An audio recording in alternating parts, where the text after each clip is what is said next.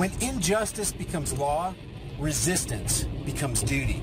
The problem is that most of the time that injustice masquerades and manifests itself as authority. And then people tend to freeze up because either they don't have the knowledge or they don't have the courage to stand up to that authority. Or maybe it's just that they don't know how to ask the right questions and then they come up with the wrong answers. You guys enjoy the video. I know this all goes without saying, but sometimes you gotta state the obvious. People don't like to be hungry, which is why they're willing to pay for food. People don't like to be cold, which is why they're willing to pay for clothes. People don't like not having a place to sleep, which is why they're willing to pay for shelter. People don't like not being able to travel, which is why they're willing to pay for cars. People don't like being bored, which is why they're willing to pay for entertainment. See, people like being able to pay for things, which is why they're willing to pay the opportunity cost of sacrificing leisure so that they can perform labor in exchange for money. At least when doing so is less burdensome than plunder anyway. Wherever there's a strong enough demand for something, someone, somewhere will step up to the plate to try to supply it, which is advantageous for everyone.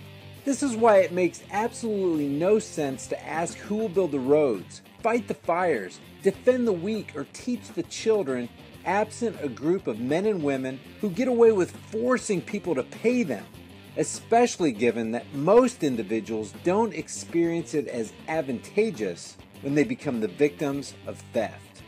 If people don't like not being able to travel, why wouldn't they be willing to pay for roads? If people don't like their kids being uneducated, why wouldn't they be willing to pay for their kids to get educated?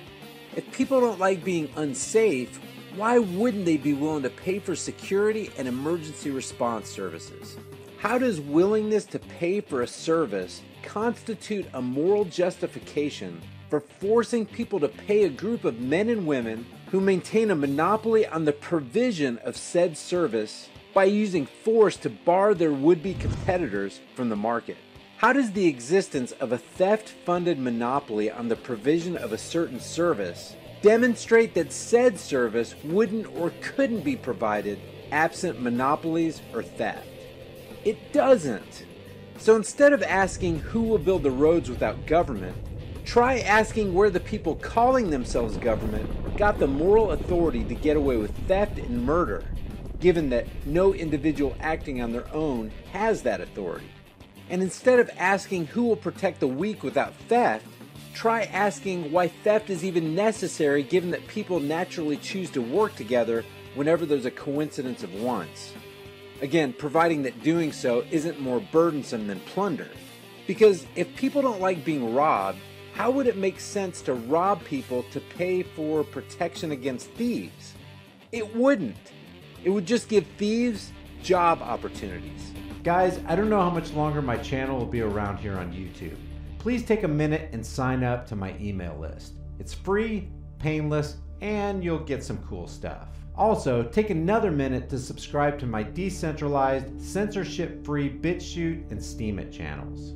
All these links are in the description. I want you to know this. If my channel goes down, I'll still produce content for you guys through my website and through BitChute and Steemit. So make sure you stay connected through the email subscription link in the description below. Just watch the 45-second video on my website and you'll be all set. If you want to support my work on this channel, grab a shirt, snag a flashlight, or hit me up on Patreon and PayPal.